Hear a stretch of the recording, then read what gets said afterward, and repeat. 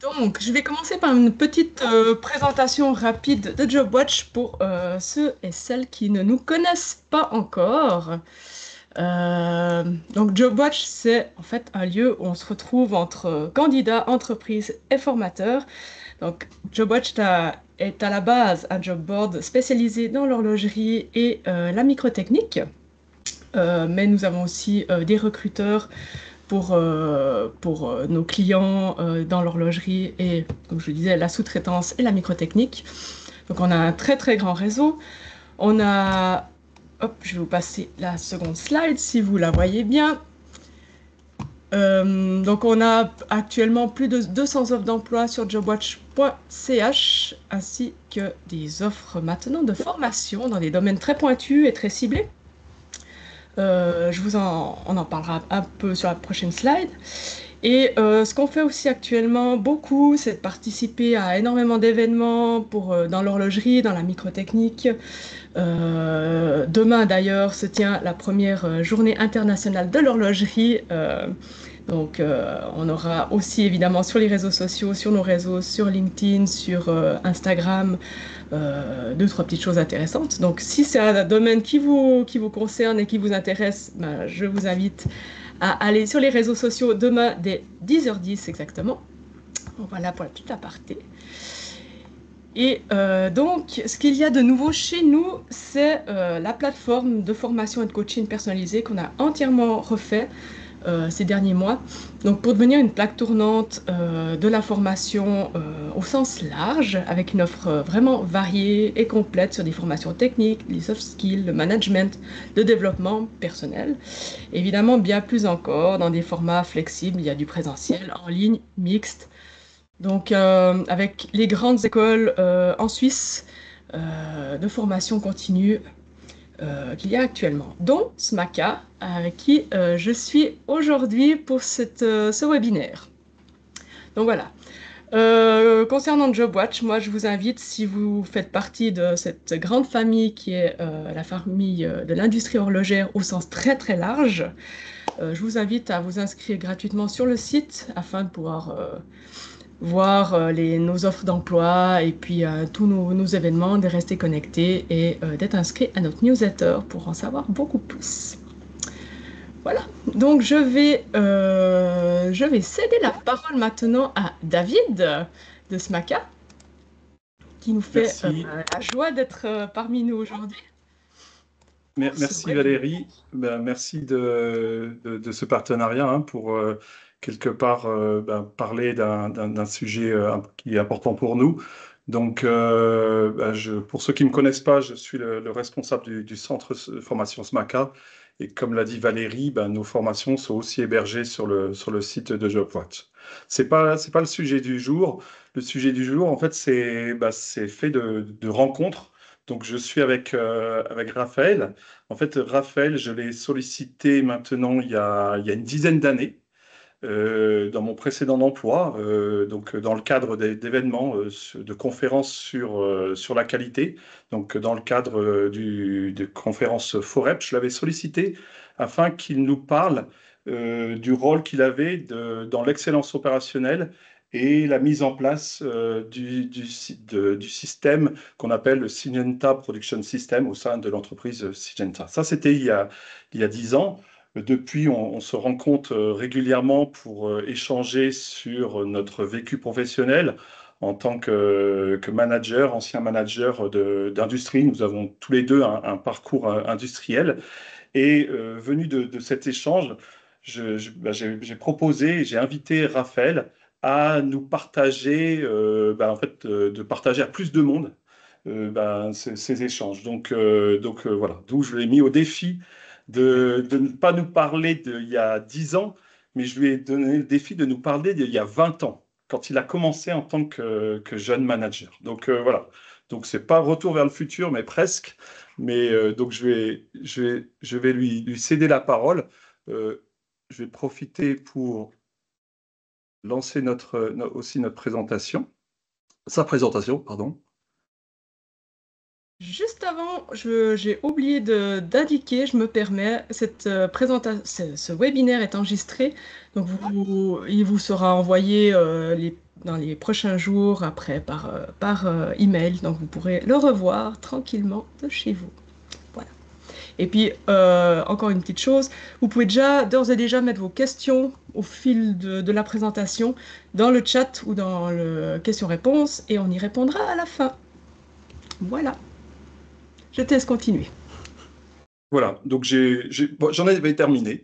Donc vous avez voilà, vous avez l'historique en fait il y a 10 ans. Donc on s'est rencontrés, Raphaël, une première fois et l'objectif c'était comment tu déploies l'excellence opérationnelle sur un site de production et d'où voilà. Là j'ai questionné plusieurs fois Raphaël sur le rôle du jeune manager dans le management de la performance, d'où on a donc le séminaire, finalement, sommes-nous capitaines, sommes-nous cibles dans une organisation? Donc c'est le sujet du jour et voilà, j'en dis pas plus. Merci encore, Raphaël. Bonjour à tous, donc je m'appelle Raphaël et ma particularité c'est que j'ai commencé ma carrière dans la pétrochimie, ensuite suivi dans la chimie et j'ai assez vite été manager de production. Et puis ensuite, j'ai alterné entre management de production et excellence opérationnelle. Et aujourd'hui, je déploie avec une équipe un Syngenta Production System, donc un production system sur 28 sites dans le monde. Et ce qui m'intéresse aujourd'hui et ce qui m'a toujours trotté dans la tête, c'est de faire un retour sur expérience pour dire, mais finalement, quand j'ai commencé mon rôle de manager de production, qu'est-ce que je ferais différemment aujourd'hui? Et on va utiliser les 30 prochaines minutes pour vous donner quelques pistes et surtout les illustrer avec des exemples concrets qui me sont réellement arrivés. Je vais prendre... Voilà. Est-ce que ça marche? Voilà. Alors, ce que vous voyez là, en plein milieu des slides, c'est moi. C'est moi il y a 20 ans, dans mes débuts, en pétrochimie et aussi dans la chimie. Pourquoi? Parce que quand vous arrivez en tant que jeune manager, il n'y a pas toutes les formations. Et ce n'est pas quelque chose qui s'écrit dans les livres. Il y a beaucoup de livres qui en parlent, mais entre la théorie et la pratique, voilà la différence. C'est que quand on arrive, on est bombardé. Et alors on est bombardé essentiellement par les fonctions support qui sont là pour nous aider et sans lesquelles on ne peut pas fonctionner, mais qui donnent beaucoup de sollicitations. On pense à la qualité, on pense à la sécurité, les RH. C'est tout un tas d'activités qu'on doit faire et qui finalement sont en dehors de notre jour le jour parce que quand je suis arrivé, je devais résoudre énormément de problèmes. Je suis arrivé dans un contexte dans mes postes où il y avait beaucoup de demandes, beaucoup de projets, beaucoup d'investissements. Et finalement, moi, ce que je voulais, c'était être capitaine de mon équipe. Donc, le titre du webinaire, pourquoi on a dit capitaine ou cible? Parce que je me sentais cible de mon environnement, qui me sollicitait beaucoup, et je me sentis capitaine de mon équipe avec laquelle j'étais tous les jours sur le terrain pour résoudre des problèmes. Et ce qui s'est passé, ça a été assez surprenant pour moi et mon premier message.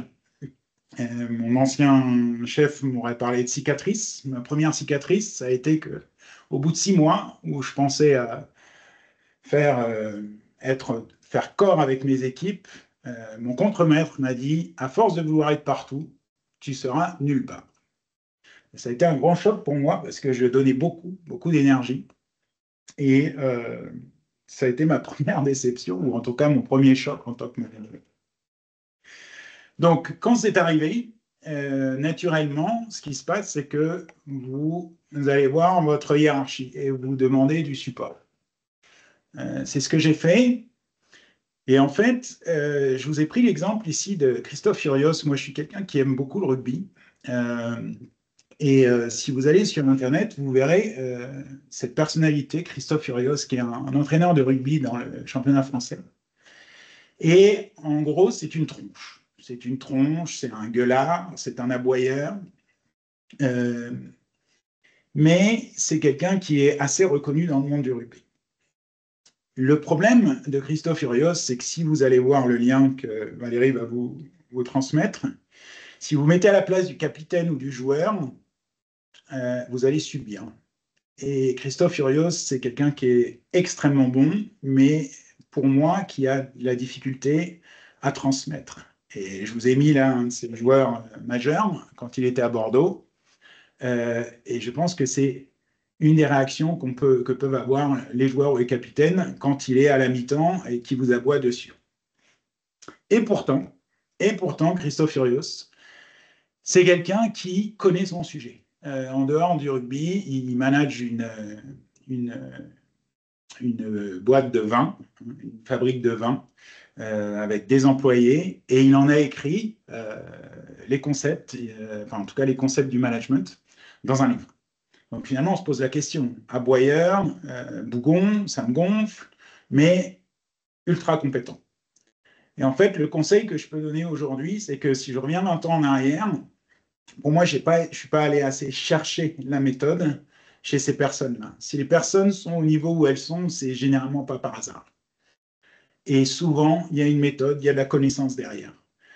Donc, charisme et pédagogie, des fois, ça ne va pas ensemble, mais il faut aller chercher. Et il faut persister et surtout pas copier le style, mais aller chercher la méthode. Alors, il y a 20 ans, je n'étais pas prêt à aller chercher la méthode. Et en fait, ce qui s'est passé, c'est que j'ai eu la délivrance à travers David. Mais en tout cas, je suis allé la chercher dans mon poste d'excellence opérationnelle. Et donc, effectivement, c'était au Forêt de 2016 où on s'est rencontrés. Et l'excellence opérationnelle m'a amené ce modèle, qui est le modèle de Shingo. Et ce modèle, il est assez simple. Il dit que pour manager la performance en tant que manager de production, on doit faire 3 choses majeures. On doit établir une culture de performance, et vous remarquerez que c'est à la base de la pyramide, et c'est extrêmement important. Pourquoi? Parce que la majeure partie des organisations prennent ce modèle de haut en bas. C'est-à-dire qu'on commence par dire en top-down, on commence par dire ce qu'il faut faire, et ensuite, éventuellement, on développe une culture de l'amélioration continue et de la performance. Ici, c'est extrêmement important de prendre la pyramide depuis le bas et d'établir une culture de performance comme socle du système qu'on va mettre en place. Le deuxième élément, c'est le système de performance. Donc, c'est la méthode. La méthode dont je parlais quand je faisais référence à Christophe Furios. Le troisième élément, c'est l'alignement des priorités. Parce qu'en fait, on peut avoir la culture de performance, les processus, mais si on est envahi, comme je l'ai expliqué tout à l'heure, par les différentes priorités et qu'il n'y a pas de sélection ou de priorisation, eh bien on est perdu. Donc là, mon but, c'est de simplement vous engager dans ces 3 notions-là et de commencer par la culture de performance. Alors, la culture de performance, David me disait que je n'avais pas les cheveux aussi longs que ça. Elle commence, il y a 2 piliers principaux. Le premier pilier, c'est le support. C'est la discipline qu'on va mettre en tant que leader pour aider nos équipes. Et en fait, c'est assez défini. Le travail standard du leader, ou leader standard work en anglais, il y a 3 éléments de discipline au jour le jour qui sont le support. On vient supporter nos équipes sur le terrain, c'est-à-dire pas dans la théorie, mais sur le terrain. Et l'aspect coaching est important, c'est-à-dire qu'on va essayer de ne pas donner les solutions, mais de faire en sorte d'établir une culture où les employés donnent leurs solutions. Et c'est extrêmement important parce qu'il y a beaucoup d'entreprises qui font ce travail standard du leader, mais qui le transforment soit en un agenda, en une checklist d'agenda, et en fait, ce n'est pas du tout le but, soit en des visites de sécurité ou de qualité, où on ne parle pas du processus qui est appliqué, mais on vient faire finalement un audit d'une situation. Ce qui est important dans le travail standard du leader, c'est d'aller s'intéresser au processus qui est appliqué par les opérateurs. Alors, l'exemple que je vous donnerai, qui est relativement simple et que j'ai moi personnellement, c'est celui à la maison. Moi, j'ai mon papa Standard Work qui me donne toutes mes activités standards pour que ma famille aille bien. Ça passe de, en ce moment, perdre du poids, parce que je suis comme un lion en cage, vu que je voyage beaucoup. Et ma femme m'a dit, il faut que tu fasses quelque chose, parce que tu es en train de t'engraisser, en gros. Mais aussi le support aux enfants. En tout cas, toutes ces choses qui, en ce moment, sont les priorités pour ma famille. Et ça changera. Le leader standard work, ou le travail standard du leader, doit changer. Une fois qu'on a fixé un problème, on passe à un autre. Mais en tout cas, on va sur le terrain et on résout des problèmes avec les équipes. Le deuxième élément, il vient d'un professeur de management américain qui s'appelle Stephen Covey, et qui a en fait listé et établi le concept de tirelire émotionnel. Ce concept, il dit qu'il faut toujours alimenter une tirelire émotionnelle. Et comment? En comprenant l'autre, en prenant soin des petites choses. La prise de soin des petites choses est extrêmement importante. Tenir ses engagements, clarifier les attentes, faire preuve d'intégrité et s'excuser de façon sincère. Alors, il ne s'agit pas de devenir un grand bouc émissaire et s'excuser tous les 5 minutes, mais quand on fait quelque chose qui va pas dans le bon sens, c'est de le dire, tout simplement. Et ce qui est intéressant dans le concept de Stephen Covey, c'est que autant on peut mettre de l'argent dans la tirelire, autant on peut très facilement la casser et se retrouver sans argent. Et il est plus facile d'en mettre enfin, il est plus facile, pardon, d'en perdre que d'en mettre. Ça, c'est le principe. Alors, ce que je vais faire, c'est que je vais vous illustrer comment moi, dans un exemple concret, j'aurais pu tout perdre. J'aurais pu casser la tirelire. Et en fait, l'exemple, c'est un accident qui m'est arrivé quand j'étais directeur d'un site en Asie. Et en fait, ce qui s'est passé, c'est que, alors, par chance, l'opérateur qui était impliqué n'a pas été blessé, mais il a eu une projection de produit liée à tout un tas d'événements qui sont arrivés les uns après les autres. Et en fait, ce qui se passe quand vous avez un accident comme ça, vous êtes sous pression, parce que toute l'organisation va savoir que vous avez un accident. Dans les grosses organisations, c'est vraiment quelque chose qui est pris de manière très importante. Et vous commencez à avoir la pression monter. Et très vite, dans l'aspect comprendre l'autre, vous pouvez très bien partir sur l'aspect émotionnel et commencer à blâmer vos gens pour vous défendre par rapport à la direction. Et en fait, là, ce qui s'est passé, c'est que j'ai fait l'inverse. Il n'y a pas de reproche, la santé du collaborateur en premier. Et quand vous faites ça, en fait, vous êtes regardé quand vous êtes manager. Et ce qui se passe, c'est que les autres vous regardent et disent « Ah, on a un leader qui n'a pas peur. » Parce qu'en fait, il s'occupe d'abord de la santé du collaborateur avant de s'occuper de sa personne. Ensuite, il y a les petites choses. Les petites choses, c'est le mot pour chaque membre de l'équipe. Encore une fois, en tant que manager, vous êtes regardé.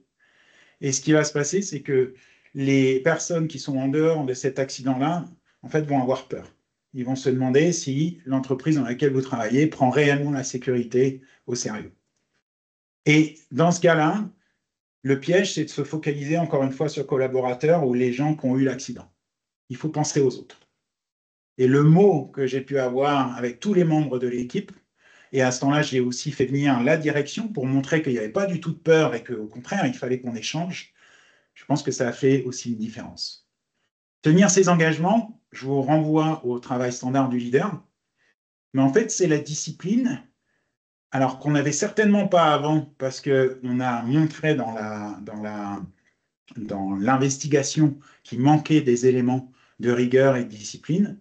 Et en fait, c'est de l'incarner et d'aller sur le terrain avec les gens dès le lendemain pour rappeler les attentes. Et là, vous allez sur la clarification des attentes. Ce qu'on a fait, c'est qu'on s'est rendu compte qu'on avait formé, oui, mais on n'avait pas validé. Et ça, c'était primordial. Oui, la formation, c'est une bonne chose, mais si on n'avait pas validé sur le terrain, il y avait des choses qui étaient passées à l'as. L'intégrité, pas de déformation de la réalité. Alors, je vais vous livrer quelque chose qui s'est passé en vrai. C'est que un des membres de mon équipe, suite à l'accident, est venu me voir en disant « Oui, mais est-ce qu'on est obligé de dire que ?» Alors là, c'est déterminant. Si vous dites « Oui, éventuellement », vous êtes foutu.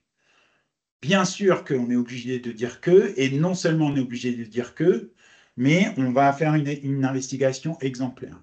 Et le résultat de ça, c'est que vous pouvez tourner un problème en opportunité. Pourquoi? Parce que finalement, cette investigation, on a été reconnu comme la meilleure investigation qui avait jamais été faite sur un accident de ce type. Et on nous a demandé de la partager au niveau global. Donc finalement, quelque chose qui était une failure, un défaut est devenu une qualité, ou est devenu une opportunité. S'excuser de manière sincère. En fait, quand on a fait l'investigation, on se rend compte que si vous allez au premier niveau de l'investigation, vous allez tomber sur le collaborateur. Le collaborateur, dans ce cas-là, avait mal signé le permis de travail et il y avait une coactivité qui s'était installée et il ne l'avait pas vu. La problématique, c'est d'aller au niveau plus bas. C'est d'aller jusqu'à la formation, la validation, et vous arrivez à l'effet miroir. Quand vous êtes jeune manager ou manager, c'est vous le responsable. Et finalement, ce qu'il faut, c'est en tirer les enseignements. Alors, ça demande du courage, ça demande de s'exposer, mais encore une fois, là où vous pouvez me faire confiance, c'est que vous y retrouverez à la fin. Parce qu'on valorisera cet aspect de transparence dans l'entreprise. D'ailleurs, j'y suis encore. Voilà. Donc ça, c'est comme ça que je voulais illustrer un petit peu cet aspect de tirelire émotionnel et de comportement. Ensuite, le deuxième point, c'est l'aspect management de la performance et système de performance. Vous pouvez établir une culture, des comportements, mais il s'agit de dire au leader ce qu'il doit faire. Et là, ce que je disais, c'est que généralement, on est très formé sur l'aspect technique, très peu sur l'aspect managérial. Sur l'aspect managérial, généralement, on vous donne un bouquin, on vous donne un livre, on vous dit, bah, tiens, et on vous donne des formations. En revanche, la réalité est plus difficile. Donc là, l'idée, c'est d'amener un système de performance pour que le manager puisse le créer ou l'implémenter de manière facile. Et vous avez le fameux PDCA de la qualité. L'idée, c'est d'abord de planifier. Et là, vous avez un outil qui s'appelle l'animation intervalle court, qui n'est pas difficile à mettre en place. Il s'agit juste de réunir vos collaborateurs le matin et de se dire qu'est-ce qu'on va faire. Et c'est aussi simple que ça. Et quand on se dit ce qu'on va faire et qu'on pilote une activité, on regarde les prochaines 8 heures, la prochaine journée. Et en fait, on évite toutes les pertes de temps ou les conflits qui sont liés aux incompréhensions de ce qui va se passer dans la journée. Le deuxième point, c'est l'enregistrement des écarts au standard. Une des choses primordiales que j'ai apprises, c'est que, en fait, vous pouvez livrer votre client au jour le jour. Et certains sites aujourd'hui dans notre déploiement disent qu'ils sont verts, que tout va bien parce qu'ils ont livré le client. La problématique, c'est que si vous ne fixez pas un standard de performance, vous pouvez livrer votre client et jamais vous améliorer. Parce qu'en fait, vous avez livré le client, mais à un standard qui est en fait un standard qui est largement atteignable. Là, l'idée, c'est de créer un standard ambitieux pour pouvoir le comparer à votre performance tous les jours et pouvoir identifier où est-ce que vous pouvez vous améliorer. Et ça peut se traduire par un simple fichier Excel ou une simple feuille, pour autant que vous ayez identifié le standard. La revue de performance, elle est importante parce qu'encore faut-il revoir ce qu'on a identifié. Hein, souvent, on est très enclin, très dynamique pour les déviations, mais la revue n'est pas forcément faite et l'amélioration continue n'est pas forcément prise derrière. Donc voilà 4 meetings, 4 choses tangibles que vous pouvez mettre en œuvre pour établir un système de performance. Alors, si vous le faites, c'est bien, mais il y a des pièges. Moi, quand je l'ai fait, j'ai fait la partie à gauche que vous voyez, j'ai commencé à établir les meetings, qui va participer, jusque dans le détail, combien de minutes ça va prendre. Et en fait, quand je suis arrivé pour le mettre en place, vous voyez la petite fille là, ça c'est la réaction que j'ai eue des opérateurs qui m'ont dit, écoute Raphaël, si tu sais si bien les choses, prends les clés et fais-le toi-même. Voilà. C'est littéralement le message que j'ai eu. Et ce que vous voyez à droite, c'est la réponse qu'on a donnée à ça, où finalement on a défini les principes fondamentaux de ce système de performance et on a laissé les opérateurs, on est allé les voir dans les équipes de nuit, on leur a parlé, on leur dit mais qu'est-ce que ça peut vous apporter, comment vous le voyez-vous? Et en fait, on a construit avec eux. Alors ça demande de l'engagement, ça demande d'y aller assez vite effectivement à la rencontre. Et quand on a des postes de nuit, il faut y aller à 10 heures, il faut y aller à minuit pour faire la relève de poste. Le deuxième conseil, c'est l'impact. Quand je suis revenu de mon expatriation en Asie, il y a un jeune qui m'a interpellé, qui m'a dit, regarde, on a fait une value stream map, c'est fantastique, on a passé un mois avec toutes les équipes dessus, c'était hyper intéressant, j'aimerais te montrer. Et je lui ai posé la question à la fin, oui, mais alors, qu'est-ce que tu en tires? Il dit, on peut économiser 0,5 temps plein au labo.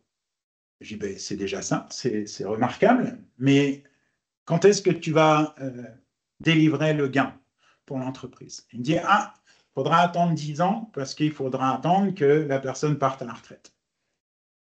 Voilà un exemple d'une superbe value stream map, d'un processus super bien, d'une amélioration continue super bien menée. La problématique, c'est que dans 10 ans, les choses ont évolué. Maintenant, les choses évoluent toutes les 3 mois dans une entreprise. Et finalement, ça pose la question de la gestion de performance et l'amélioration continue. C'est pas quelque chose que les entreprises mettent en place pour le fait d'avoir de l'amélioration continue. Et il faut que ça délivre de la valeur derrière. Toujours avoir cet aspect impact derrière la tête quand on est manager. Le troisième point, et ce sera mon dernier point, c'est l'alignement. Vous vous souvenez de ma photo où j'étais complètement bombardé par toutes les sollicitations? En fait, quand on est jeune manager et qu'on est bombardé, qu'on ne va pas chercher la méthode et qu'on ne va pas chercher la direction pour comprendre quels sont nos objectifs et aussi pour les positionner, eh bien, on rate une opportunité. Mais la problématique, c'est que pour ça, il y a une méthode. Donc, le processus, il s'appelle Oshinkanri. Je ne vais pas aller dans le détail, mais vous voyez que le processus Oshinkanri vous dit d'établir une vision et évaluer l'actuel. En fait, ce qui m'a manqué il y a 20 ans, c'est simplement de réunir mes équipes et d'établir ce que vous voyez à droite, qui pour moi est le cœur du déploiement de stratégie, et la priorisation, c'est le SWOT. C'est vous prenez vos équipes, vous regardez quelles sont vos forces et faiblesses. Et ça, c'est le facteur interne, c'est vous et vos équipes. Et en fait, encore une fois, il n'y a pas besoin d'inventer un grand système. On fait ça avec une équipe, on les réunit et on inscrit, comme c'est marqué, vos forces pour atteindre un objectif et vos faiblesses pour atteindre un objectif. Ce qu'on a fait quand on l'a mis en place, c'est que les opportunités menaces, on a considéré que c'était tout l'environnement externe. Et dans l'environnement externe, c'est ceux qui vous coincent là. C'est la direction, mais c'est aussi les fonctions support. Parce qu'en fait, les fonctions support ont aussi des objectifs, de déployer un système qualité, un système de sécurité, des éléments RH, et ils n'ont pas tort. Il faut déployer ça, ça fait partie de la transformation de l'entreprise. Et en posant les opportunités menaces que ces éléments externes représentent, en fait, vous arrivez, et en suivant le processus, vous arrivez à définir ce pourquoi vous avez les ressources et ce pourquoi vous ne les avez pas. Et c'est tout à fait autre chose en termes de démarche que d'arriver vers son chef en disant, voilà, j'ai fait l'analyse et selon moi, déjà, j'ai besoin de savoir quelle est ta stratégie et ce qui va me tomber dessus pour pouvoir analyser ma propre activité. D'accord ? Et ensuite, ce que je te propose, c'est de prioriser de cette manière-là, de manière à ce que moi, je puisse prendre en compte ce plan d'amélioration ou cette stratégie que tu me proposes. En gros, si vous n'arrivez pas à produire déjà et que vous avez des limitations en interne, ça va être très difficile pour vous d'y ajouter toute la stratégie des fonctions support et de la direction. Et vous devez le savoir avant. Alors voilà, analyser, cascader les priorités pour ne plus subir et sortir du mode pompier. Ce mode pompier sur lequel on est de héros, dans lequel qu'on aime bien. Hein, quand on est manager, on aime bien parce qu'on sauve le monde tous les jours. Ce qui est plus difficile, c'est d'anticiper. Alors en résumé, je vais vous laisser là-dessus et ensuite, je serai très heureux avec David d'enclencher la discussion. Les conseils que je peux donner sur mon expérience, c'est charisme et pédagogie de la hiérarchie, persister, chercher la méthode. Vos chefs ne sont pas là par hasard. Ils ont des choses à vous partager, mais il faut être curieux. Établissez des comportements exemplaires pour donner confiance aux équipes comme base. Installer un système de performance, une méthode. On a travaillé avec des consultants qui nous disaient c'est bien d'amener de la culture, mais si vous n'avez pas la méthode, si vous donnez pas, si vous dites pas aux gens ce qu'ils doivent faire, y compris les leaders, pas simplement les opérateurs. Les opérateurs savent généralement ce qu'ils ont à faire. C'est souvent les leaders qui sont un petit peu perdus. Installer une méthode et analyser, cascader les priorités pour jamais subir, ou en tout cas subir le moins possible. Voilà les 4 notions sur lesquelles je pouvais revenir pour répondre aux défis de David. Merci. Et voilà, et aujourd'hui, David et moi, on prend volontiers vos questions et réponses. Merci beaucoup pour cette présentation, Raphaël, c'est parfait. Moi, je vais commencer les questions par la mienne. On sait comment est l'humain, il n'aime pas le changement. Comment faire quand les équipes sont réticentes justement au changement? Alors, merci pour la question. Je l'ai un petit peu mentionné dans un des slides, dans une illustration de la présentation. Souvent, les équipes sont réticentes quand elles ne comprennent pas le pourquoi.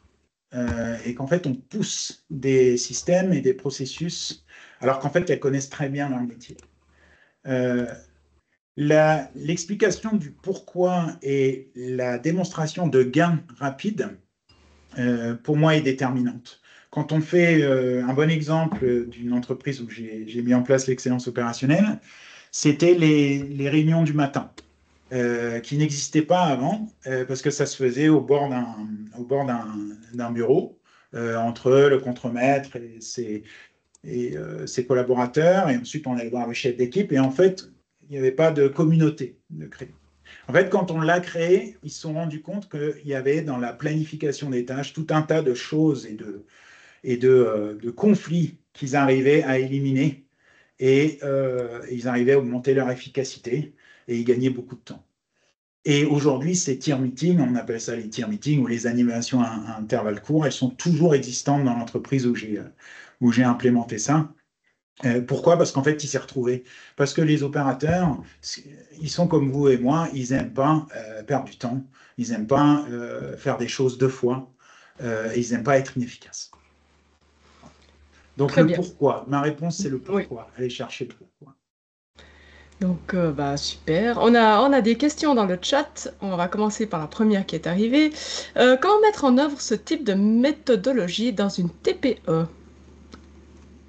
Alors, Benoît demande. je dirais que la méthodologie, elle est universelle. Elle ne dépend pas de la taille de la société. En dehors des pistes que je vous ai données qui ne changeront pas, la difficulté de mise en place, elle vient essentiellement des leaders. TPE ou grande entreprise, la clé, c'est d'aller chercher la direction.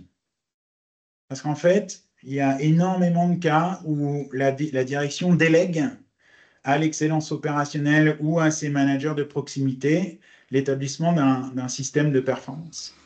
La problématique, c'est que ça finit par s'essouffler.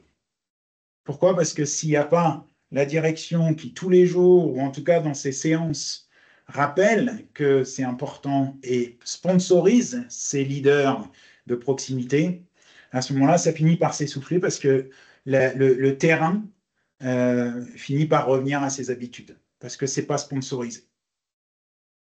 Voilà. Donc, ma réponse, c'est un modèle qui est universel, aller chercher une culture de l'amélioration continue, une méthode, ne dépend pas forcément de la taille de l'entreprise. En revanche, ce qui peut changer dans la taille de l'entreprise, c'est l'implication des leaders et de la direction.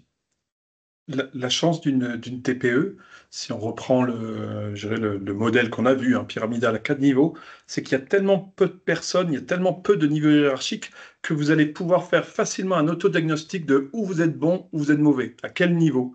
Et c'est comme un arc-en-ciel, il faut que les 4 niveaux, il y ait des choses réelles, du concret. Et ça, c'est peut-être presque parfois plus facile. Moi-même, hein, je dirige un centre de formation, nous sommes une TPE, quelque part, c'est facile de travailler sur les 4 axes. On a des standards, il y a facilement un écart au standard. Un processus d'amélioration continue, on en a tous. Donc, par contre, comme l'a dit très bien Raphaël, et c'était souvent l'objet de nos discussions, c'est que ce fameux modèle de Shingo, il est expliqué de façon top-down. Et en fait, pour vraiment comprendre ces 4 niveaux, bah, il faut être sur le terrain et vraiment concret à la réalité. Et dans une TPE, ben, on a encore plus de chances d'être sur le terrain, hein, parce que chacun est encore plus important, hein. On a beaucoup plus de fonctions productives que d'improductifs. Donc là, la réalité, elle saute aux yeux de tout le monde. On va passer, si vous êtes d'accord, à une nouvelle question d'Amine, qui nous dit: l'alignement stratégique au niveau du jeune manager découle de la vision, mission, valeur définie à N plus X et pas toujours clair. Comment lire entre les lignes pour s'aligner avec son boss? Avez-vous une méthode en particulier? Est-ce que j'ai une méthode pour faire en sorte que le boss soit extrêmement clair? Non, je n'ai pas de méthode là-dessus, si ce n'est de l'encourager à utiliser la même méthode que vous. Mais Amine, je comprends que ce n'est pas toujours facile. Il y a des moments où on est obligé de faire des hypothèses. Il y a des moments où on est obligé de remplacer la non-clarté de la direction par ses propres hypothèses et sa propre compréhension pour pouvoir continuer et dérouler. Et c'est la seule option que je peux vous proposer quand c'est pas clair. Parce que pour moi, mon conseil, c'est de jamais laisser tomber sur le déploiement de stratégie. C'est-à-dire que c'est pas parce qu'il n'y a pas de stratégie plus haut on doit dire, bah, il n'y a pas de stratégie plus haut, donc je ne déploie pas de stratégie sur mon site ou sur mon unité de production. Il est tout à fait acceptable d'arriver devant ces équipes et de dire, voilà, pour moi, la compréhension que j'ai de la stratégie de la direction, c'est celle-ci, celle-ci. Et du coup, on va bâtir dessus. Et bien sûr, si vous faites ça, ben, allez chercher, c'est ce que je disais un peu avec l'exemple de Christophe Furios, allez la chercher, la direction. Allez la chercher, mais avec des solutions. Un autre de mes chefs qui m'a vraiment marqué m'avait dit, Raphaël, tu dois pousser des options et des solutions, pas des problèmes. Donc, allez chercher votre direction, donnez-leur l'interprétation que vous en faites et testez-les. Tout à l'heure, Raphaël nous a parlé de, ça ne sera pas l'objet de ce webinaire, mais il nous a parlé d'un terme qui est la matrice Oshinkanri, qui est encore un terme japonais, hein. On est vraiment dans le Lean et le modèle de Toyota. En français, hein, c'est mettre la boussole en action, hein. Et là, en fait, quand on engage ce travail de cette matrice, je dirais, ben, en fait, le premier élément, c'est la vision. C'est la vision. Mais par contre, on le met en objectif, on le met en action concrète de terrain, avec des indicateurs, avec des ressources. Et là, ben, ce travail-là, vous ne pouvez pas le faire pour la direction. Il va falloir le faire avec la direction. Et on est en haut de cette pyramide, mais c'est là que de temps en temps, ce modèle, de nouveau top-down, bottom-up, ben, il faut, selon avec qui on travaille, on va être plus dans un modèle de cascade, hein. On va travailler en cascade avec la direction et on va travailler en escalade avec nos collaborateurs. Donc c'est un fameux mélange, hein. C'est loin d'être évident. Mais par contre, cette matrice-là, elle a été faite, en tout cas pour donner une réponse par rapport à votre question, hein, sur vision, valeur, comment je le décline à d'autres niveaux hiérarchiques. Et si vous êtes intéressé par un autre webinaire, vous avez compris que maintenant, je n'invite plus, hein, j'oblige Raphaël à venir régulièrement nous parler. Ben, très volontiers qu'on fait un focus sur cet élément, hein. L'idée, c'est de pas vous parler de la théorie, hein, mais de vous donner des cas pratiques où ça a marché, où ça n'a pas marché non plus. Ouais. Très bien. On va passer encore à une question de Benoît. Quels peuvent être les indicateurs pour suivre la mise en œuvre de l'excellence opérationnelle? Est-ce dépendant de l'activité ou y a-t-il des indicateurs globaux? Alors, il y a des indicateurs globaux. Je vais vous en donner quelques-uns qui sont liés à ce que j'ai dit sur l'impact. Ce que j'ai dit sur l'impact. Quand vous reprenez le système d'amélioration continue que j'ai mentionné, peut-être que je peux revenir dessus en vitesse.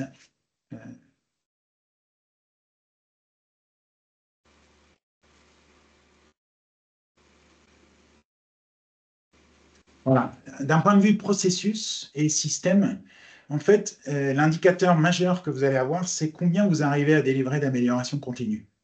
Et ça, c'est universel. C'est combien vous allez pouvoir mettre au budget l'année prochaine. Ça paraît très terre à terre, mais aujourd'hui, dans l'environnement de compétitif avec la Chine et avec oui, l'environnement compétitif qu'on a de produire en Europe, c'est extrêmement important. Et c'est un indicateur lag très simple. Si vous faites toute l'amélioration continue, vous ne délivrez pas d'impact, vous devenez un centre de coût. Les autres éléments qui sont liés à l'animation intervalle courbe et l'enregistrement des écarts, ça va être l'OE. En français, c'est le TRS. Le taux de rendement synthétique, c'est où est-ce que vous en êtes par rapport à ce que vous pouvez faire de mieux. Ça, c'est un indicateur. Et puis, ce qui est important ici, avant ça, c'est les indicateurs sur la culture. Et là, en fait, les indicateurs tout simples, c'est combien de fois la leadership team, donc les comités de direction et les leaders, sont allés sur le terrain pour faire un vrai coaching. Et là, vous pouvez mettre un indicateur. Alors, c'est un indicateur de comptage, hein, qui est tout simple. Mais je vous assure que quand vous verrez cet indicateur bouger, ça voudra dire que la direction sera allée sur le terrain pour parler de vrais problèmes avec les opérateurs, que vous-même serez allé sur le terrain, que la direction sera venue vous voir sur votre terrain à vous, qu'est le management. Et à ce moment-là, vous verrez que l'amélioration continue sera accélérée. À contrario, les indicateurs que vous ne devez pas garder sur le terrain, ce sont les indicateurs qui potentiellement ont nourri, on a appelé tout à l'heure la value stream mapping, c'est-à-dire des indicateurs de projet. Les indicateurs de projet, pour un collaborateur, ça ne lui parle pas. Au même titre que les indicateurs de performance de l'entreprise. Avec la performance, je peux comparer, on a plus de chiffre d'affaires que l'année précédente, mais votre collaborateur ne va pas voir d'action concrète. Donc, cherchez les indicateurs qui pilotent vraiment votre quotidien. Et faites pas des thèses parce que sinon, si vous faites des animations à intervalles courts, vous allez passer plus de temps à remonter les indicateurs que de faire de l'amélioration continue, comme le dit très bien Raphaël. Et pensez là, Raphaël nous transpire l'industrie, hein, mais dans les services, c'est la même chose. Moi, hier, je voulais me déplacer à Genève. J'ai malheureusement eu un goulot sur l'autoroute. J'y suis jamais arrivé, mais c'était un événement autour du Lean au HUG. Et derrière, c'était une réflexion hospitalière, service. Mais c'est toujours les indicateurs autour de la motivation du personnel, hein, parce que sans personnel motivé, il n'y a pas de soin. Hein, Donc, ne confondez pas les indicateurs de projet avec les indicateurs du quotidien. Ça serait trop simple. Hein. D'où cette notion d'amélioration, hein, comme tu l'as très bien dit tout à l'heure. Hein, ça. De manière générale, dans le Lean, le gaspillage le plus important, c'est l'attente. Donc, un indicateur qui marche très bien, c'est l'attente. Et les gens ont horreur d'attendre. Un opérateur veut faire tourner sa ligne. Et il n'est pas là pour attendre. Donc, l'indicateur qui marche bien, c'est combien de temps on a attendu. Et on aurait pu produire à la place. Dans la conjoncture actuelle, hein, horlogère, qui est loin d'être excellente, hein, y a beaucoup de sociétés bénéficient des RHT. Le collaborateur, aujourd'hui, il faut savoir quand est-ce qu'il retrouve du travail, hein, quand est-ce qu'on va reproduire. Hein. Donc, je rebondis sur ce qu'a dit Raphaël. Hein. Il n'y a pas besoin de faire de grandes théories. Il faut juste être... Après, on est tous des économistes. Hein. On arrivera à faire tous le lien entre la profitabilité de l'entreprise et le fait qu'on produise ou ne produise pas. Donc, c'est là qu'il faut avoir cette sincérité. Hein. C'est tout le premier pilier. Hein. C'est faire preuve d'intégrité. Comprendre l'autre, comprendre qu'est-ce qu'ils vivent actuellement. À tous les niveaux hiérarchiques. Moi, j'ai encore 2 questions. Peut-être que ça pourra finir sur ces deux dernières questions, parce qu'on arrive déjà sur la fin gentiment, si vous êtes d'accord. Ekaterina nous demande comment garantir que la formation est bien appliquée sur le terrain, plus de 1000 personnes sur le terrain, alors que les chefs d'équipe n'ont toujours pas le temps ni la disponibilité pour vérifier la mise en œuvre en détail. Ouais. Compliqué. Voilà, ça c'est compliqué. Ouais. Complètement. Alors, ouais, j'ai pas la recette magique à ça. Je dirais que dans ce qu'on a vu ensemble, il y a une grosse partie qui est dans l'anticipation et les priorités. Euh, Encore une fois, si la direction ne fait que déléguer l'amélioration continue et la performance à ses leaders, c'est ce qui va se passer. Parce qu'en fait, on va venir charger les sollicitations, comme je l'ai montré dans le slide où j'étais énormément sollicité, c'est ce qui va se passer. Donc, la clé, c'est de revenir vers la direction et de pouvoir dire, vous engagez à déployer l'amélioration continue, mais je n'ai pas les moyens aujourd'hui de le faire et d'essayer de convaincre. L'autre clé, l'autre piège, c'est de dire que les gens vont être réticents parce qu'ils vont prendre ça comme une activité en plus. Généralement, ce dont on parle là, c'est intégré dans l'activité des personnes. Donc l'autre clé, c'est de faire en sorte dans l'implémentation qu'on ne rajoute pas de travail, que finalement on vient juste compléter une activité ou un mode de fonctionnement. Quand on fait une séance de revue matinale, on n'ajoute pas de travail. En fait, on vient simplement structurer un moment qui se passait en fait déjà. Mais au lieu de se passer en une fois, il se passait peut-être en 4 ou 5 fois. Hein. Voilà, ça c'est l'autre piste. Mais il y a les deux choses. Moi, côté centre de formation, c'est pas facile hein, C'est une très bonne question. c'est bonne question. Si on remonte déjà sur la formation, c'est quel était le livrable de la formation? Parce que si le livrable de la formation, c'est d'appliquer des règles de sécurité, ben derrière, c'est un standard. Donc, ce qu'on attend du collaborateur, c'est qu'il soit autonome, qu'il mette en pratique ce standard. Donc, n'essayez pas de mettre de nouveau des fonctions support qui vont faire des audits pour vérifier que la personne utilise bien ses EPI. Par contre, ben, dans la formation, c'est bien que tout le monde soit clair sur quels sont les livrables et quelles sont les attentes de la formation. Et on a malheureusement, de temps en temps, un temps entre la formation et l'application qui est long. C'est de rappeler le livrable, qu'est-ce qui était attendu de chacun. Et pour le moindre effort, hein, si vous êtes 1000, 2000, 3000, il faut mieux plutôt semer individuellement, donc toute cette autonomie, hein, que chacun se responsabilise. Il a bénéficié d'une formation qui a eu un certain coût. Il y avait des attentes. Que chacun prenne un peu ses responsabilités. Si on attend que le manager, qui déjà a énormément de choses à faire, fasse ce check, il va devenir un flic. Et ça, malheureusement, on va tout perdre. Donc, mais peut-être c'est un peu la cause racine. Hein. C'est est-ce que la formation avait vraiment un livrable attendu? Et tout le monde, est-ce qu'on a tous compris ce livrable-là? Ça me semble très clair. Effectivement, ça ne sert à rien de fliquer. C'est pire encore. Si Raphaël encore un tout petit peu de temps, j'avais dit que je prenais deux questions, j'en ai une deuxième. C'est bon pour toi, Raphaël? Oui, bien sûr. Nickel. Alors, avez-vous des commentaires sur comment utiliser et maximiser le rôle du HR afin de développer cette culture d'amélioration continue? Ah. Alors cette question, elle est extrêmement intéressante.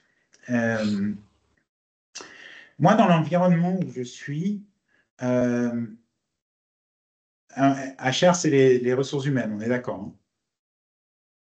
Je Oui, pense. on est d'accord. Certainement, oui. Dans l'environnement où je suis, les RH ne sont pas les producteurs des formations. Et en fait, les RH sont des aides aux managers, des supports aux managers, mais sont très peu impliqués dans l'opérationnel.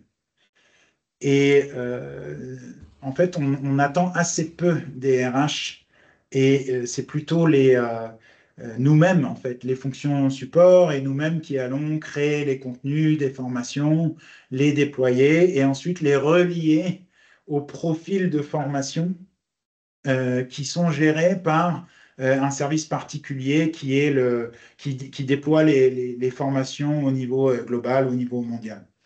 Donc, les RH sont très peu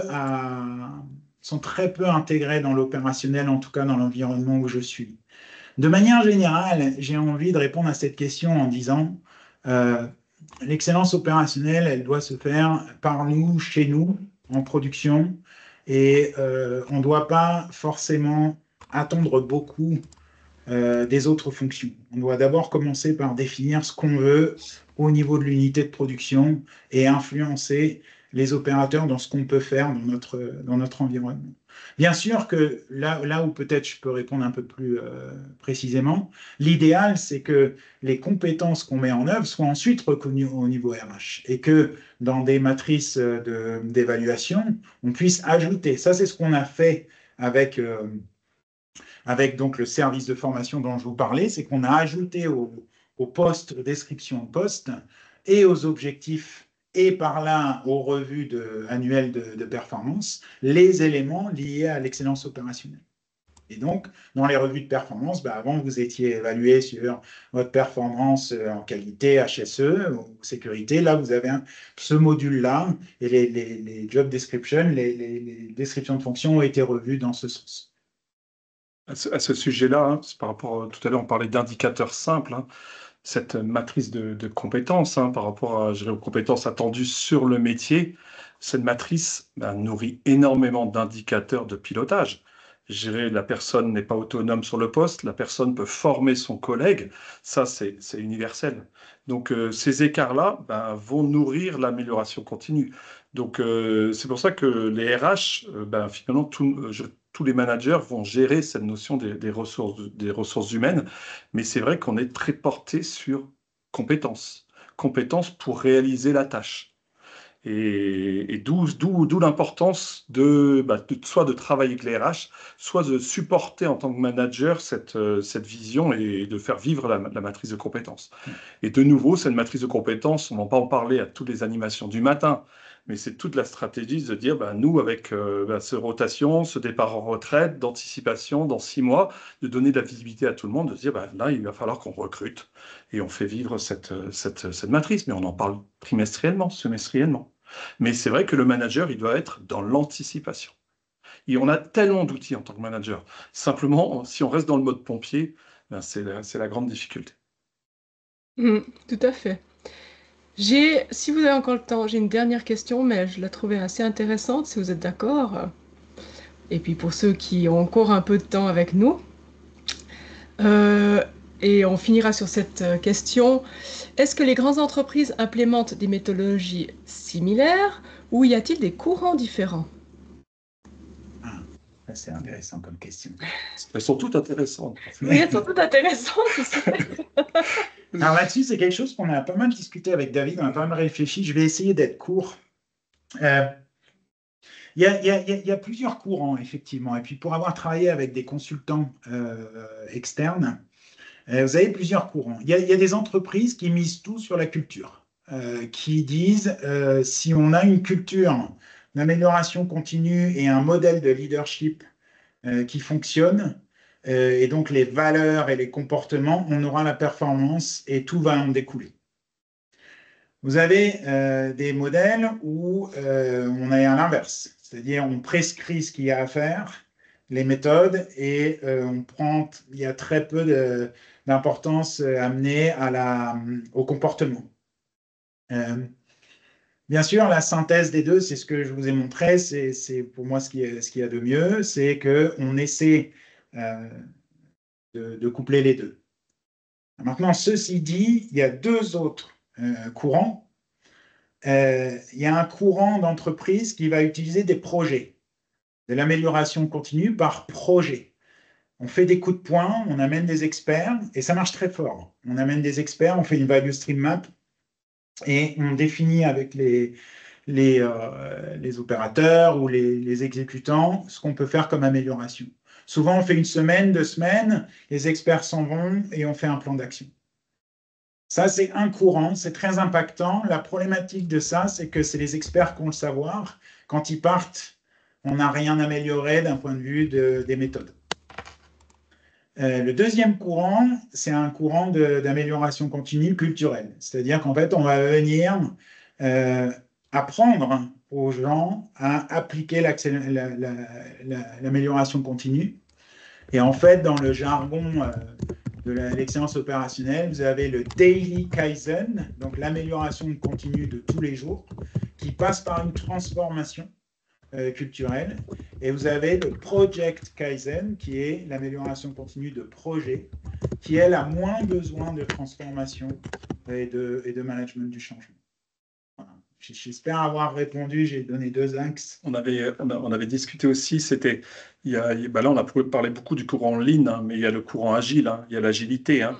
Si vous prenez des sociétés de l'informatique, hein, c'est de là que génère l'agilité, ben, les démarches Scrum, les chantiers Sprint, toute cette notion-là aussi, ces entreprises vont être dans des quêtes d'amélioration continue, mais de nouveau toujours avec la même finalité, c'est de délivrer à un temps donné. Et c'est la grande difficulté, c'était le sujet du jour, hein, c'était la grande difficulté. Le manager, lui, il est assommé par tous ces projets d'amélioration continue. Donc, c'est pour ça que c'est important de créer son propre modèle, mais autour de l'amélioration continue et de l'innovation. Finalement, prendre un peu de l'agilité, prendre un peu du lean et de tous ces modèles Shingo. Si vous regardez, moi je venais du modèle World Class Manufacturing, ça commence à dater. Toutes ces quêtes des entreprises comme McKinsey, il y a du bon partout. Donc, c'était un peu l'objet d'aujourd'hui, hein, c'était de vous partager, continuez à faire de la veille sur les modèles, mais faites votre propre expérience. J'aime beaucoup ta conclusion. C'est des modèles et des livres, il y en a des tonnes, il y en a des milliers, et en fait, on est vite perdu. Ce qu'on a essayé de vous proposer, c'est une traduction. Il y en a autant que d'individus ou de leaders. Très bien. Bon, on a largement dépassé les horaires, mais c'était très très intéressant. Donc, je pense qu'il est temps de conclure pour aujourd'hui. Donc, je tenais à vous remercier, donc David et Raphaël, de votre venue sur ce webinaire JobWatch. C'est toujours un grand plaisir. Je voulais remercier évidemment toutes les personnes qui ont participé à ce webinaire et qui ont posé leurs questions. Vous recevrez certainement en début de semaine prochaine le replay de notre discussion, avec les liens, avec toute la documentation disponible qu'on avait aujourd'hui. Moi, je vous convie à continuer à rester connecté à JobWatch. On a une communauté qui bouge beaucoup, il y a beaucoup de choses qui se passent, beaucoup de salons, horlogers techniques, beaucoup d'actu aussi qu'on met en avant sur nos divers réseaux sociaux et sur le site jobwatch.ch. Et toujours, évidemment, je vous ai mis le lien aussi dans la conversation. On a évidemment les formations SMACA qui sont en ligne sur notre site internet, donc on propose, et évidemment plein d'autres formations pour vous aider dans votre quête managériale et aussi plein d'autres quêtes professionnelles. Donc voilà, je vous remercie. Un dernier mot, David, Raphaël, avant de conclure. Merci Raphaël, merci Valérie. Merci beaucoup. On vous souhaite une bonne suite. Et bon appétit pour ceux qui n'ont pas mangé. On avait prévu de se restaurer à 13h, donc on patiente encore 1 minute, mais voilà. C'est 13h pile poil. On est là dans l'horlogerie, on est au timing. Allez. Au revoir. Bonne journée, merci, au revoir.